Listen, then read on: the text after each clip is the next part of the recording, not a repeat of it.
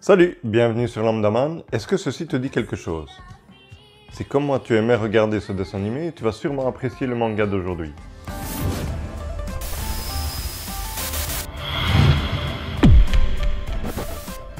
Quand j'étais gamin, j'aimais beaucoup regarder le dessin animé Et voici la vie car on apprenait beaucoup de choses tout en s'amusant.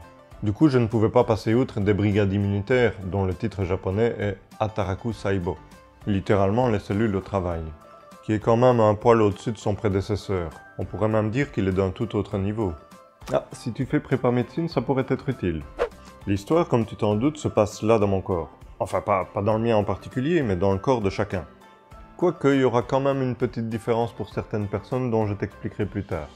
Nous allons faire la connaissance d'un globule rouge anthropomorphisé, ce qui veut dire à l'apparence humaine, et elle s'appellera hématite, qui est le nom utilisé en médecine pour parler des globules rouges. D'ailleurs, toutes les cellules seront appelées par leur nom officiel.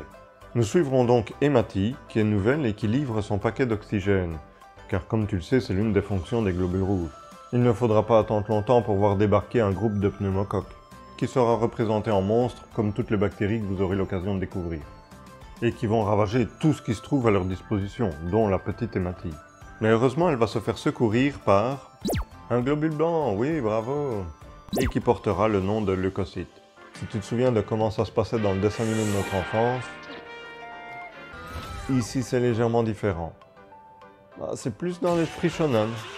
Après des remerciements d'hématite et un retour au calme, tu vas pouvoir constater qu'elle est un peu tête en l'air, car elle ne se souvient plus du chemin qu'elle doit prendre pour continuer son travail.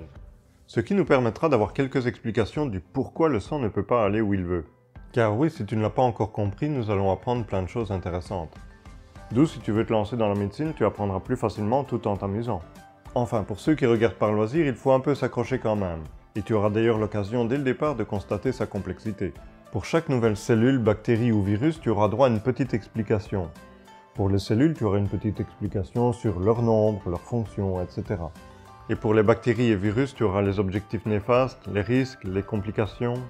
Le système de petites pancartes explicatives sera d'ailleurs très appréciable. Parce que si tu essayes de tout retenir du premier coup, tu vas avoir du mal à digérer toutes les infos.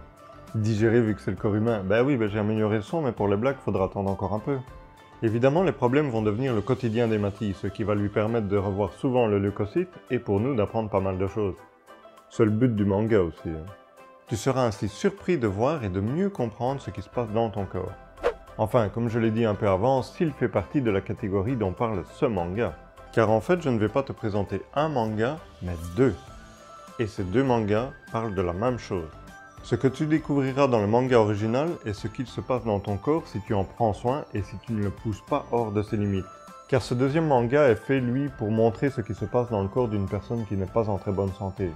Dans le corps de quelqu'un qui fume, qui boit ou qui vit sous stress. Sous stress, tout le monde est concerné alors. Bref, un corps où les cellules vont avoir plus de difficultés à faire correctement leur boulot. Et du coup, de ce que j'en ai vu, il s'adresse à un public un peu plus averti.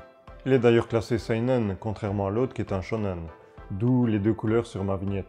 Mais il est tout aussi intéressant, si pas plus, car il nous permet de voir les effets de ce que nous ingurgitons, ce que nous consommons, et voir les conséquences sur notre organisme. Pour ma part, je pense que ce sont les conséquences de l'alcool qui m'ont le plus interpellé, alors que je ne bois pas. Mais je n'ai pas encore tout vu et ce n'est que le début des découvertes. Le manga original, les brigades immunitaires donc, est sorti chez Pika Éditions et comporte 6 tomes jusqu'à présent. Il parle d'un corps en bonne santé, c'est celui avec la jaquette blanche et qui est classé comme shonen. Il est écrit et dessiné par Akane Shimizu que je découvre avec ce manga et dont je ne trouve aucune info sur elle. Toutefois, il semblerait qu'elle a eu l'idée de ce manga pour aider sa petite sœur à réviser. Je suppose qu'elle a eu de beaux points du coup. Ou pas si elle a dû attendre la diffusion des différents tomes.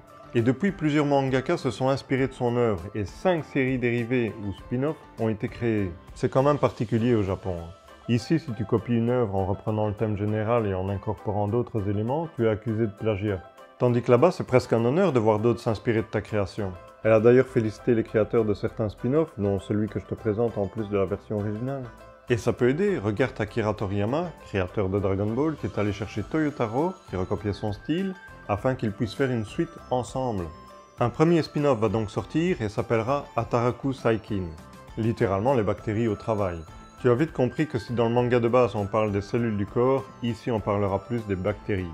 Le deuxième spin-off s'appellera Atarakanai Saibo, autrement dit les cellules qui ne travaillent pas. Ici seront concernées les cellules qui ne veulent pas travailler, comme les normoblastes, si je ne me trompe pas, qui sont des globules rouges encore immatures en fait. Le troisième spin-off est celui qui va nous intéresser. Il est écrit par Shigemitsu Arade et dessiné par Issei Atsuyoshi. Deux inconnus pour moi, mais dis-moi si tu les connais et ce qu'ils ont fait. Il s'intitulera Ataraku Saibo Black, dont Pika s'occupera de la version française en le nommant les Brigades immunitaires Black. Avec une jaquette noire bien sûr et sera donc classé en Seinen. Alors pourquoi Black? Eh bien au Japon, quand on travaille dans une société où les conditions sont difficiles, où la hiérarchie est intolérante et oppressante, on la définit comme une société Black. Dans ce spin-off, nous verrons donc les cellules travailler dans des conditions très difficiles. Tu t'en doutes, les couloirs sont remplis de cholestérol, de graisse, de la fumée vient perturber, ainsi que de l'alcool qui va forcer les globules rouges à aller dans le foie pour une détoxification, et d'autres soucis qui vont vraiment être intéressants à découvrir, mais seulement 2 tomes sont disponibles pour l'instant. Les 2 derniers spin-offs sont Ataraku Saibo Furendo, Furendo de l'anglais friend, ce qui veut dire les cellules au travail amies, où l'on va suivre un lymphocyte T-killer, cellule qui est activée notamment pour détruire les cellules cancéreuses, qui essaiera de se faire des amis sans ruiner sa réputation de dur à cuire. Oui, je suis d'accord, c'est tout de suite moins intéressant de suivre une cellule qui essaye de se faire des poteaux. Et le 5e est intitulé Ataraku Keshoban-chan, littéralement les plaquettes au travail. D'où cette histoire mettra les plaquettes au centre de ce manga. Mais comme on en parle dans l'original, je vois pas trop l'intérêt de celui-ci. Mais bon. Cette fois au Japon, c'est la maison d'édition Kodansha qui va s'en occuper. Si tu te souviens, c'est la 2e maison d'édition la plus connue là-bas. Même si c'est elle la plus grosse en matière de littérature et de manga.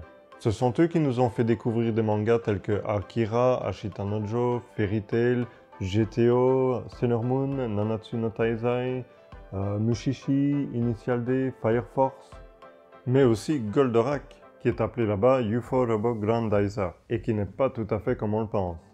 Un animé de 13 épisodes est disponible, et qui aura une suite j'imagine. Ce travail est réalisé par David Productions, qui se sont occupés notamment de Jojo Bizarre Adventure, mais aussi Captain Tsubasa 2018, et aussi Fire Force. Je ne sais pas si c'est l'idéal de te présenter ces 2 mangas juste avant les fêtes, avec les festins qui vont se présenter devant nous, mais ils peuvent peut-être nous encourager un peu à manger sans exagération et boire avec modération.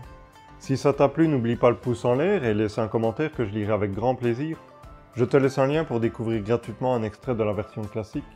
Et sur ce, je te souhaite un magnifique réveillon de Noël, ainsi qu'un excellent réveillon de Nouvel An, et je te dis à l'année prochaine. Oui, j'essaierai de faire des efforts niveau blague. Allez, pour 2020, abonne-toi et prends soin de toi. Salut! Quand j'étais gamin, j'aimais beaucoup regarder le dessin animé Et voici la vie, car on apprenait, ça y est, j'ai mon accent allemand qui revient. Nous allons faire la connaissance d'un globule rouge anthropomorphisé. Oh, du premier coup. Enfin, pour ceux qui regardent par loisir, il faut un peu s'accrocher quand même, car tu auras l'occasion dès le départ de constater sa complexité. Ça avait l'air d'être bon. Évidemment, les problèmes vont devenir le quotidien d'Emati, ce qui va lui permettre de revoir souvent le leucocyte et pour nous d'apprendre pas mal de choses. J'ai échappé, ça va s'entendre. Le 3e spin-off est celui qui va nous intéresser. Il est écrit par Shigemitsu Arade et dessiné par Issei Atsuyoshi. Pas évident à dire. Le 3e spin-off est celui qui va nous intéresser. Il est écrit par Shigemitsu Arade et dessiné par Issei Atsuyoshi. Oh!